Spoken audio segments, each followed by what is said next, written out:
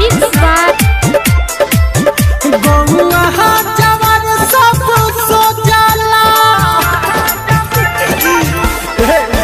गौआ जवान सब सो जाला खाली हम ही जागल रहिला एको छोड़ के गइल सुन पगली करे प्यार में पागल रहिला दिल तोड़ के गइल सुन पगली करे प्यार में पागल रहिला एको छोड़ के गइल सुन पगली करे प्यार में पागल रहिला मिक्स बाय समरका म्यूजिक भोजपुरी याद वो कर सपना बन के आवेला जब जब हमारा छतिया मेरे उठिले चिहा के निदिया आवे न तब तब हमारा अखिया मेरे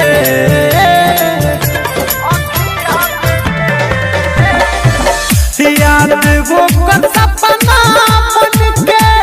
आवेला जब जब हमारा छतिया मेरे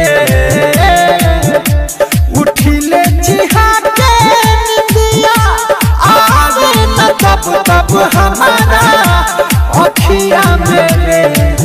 सभे घरवा के बिगड़ल कहे तब केहू से कुछ ना कहिला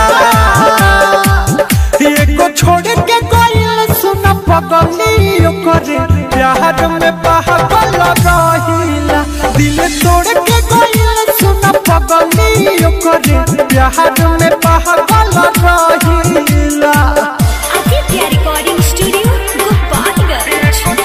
मिक्स बाय समरका म्यूजिक भोजपुरी मिक्स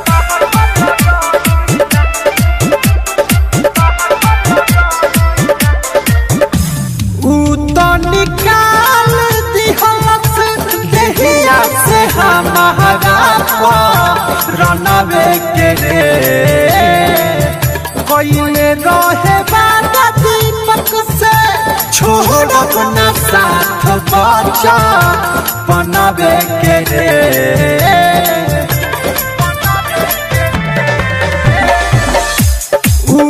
निकाल दिहलस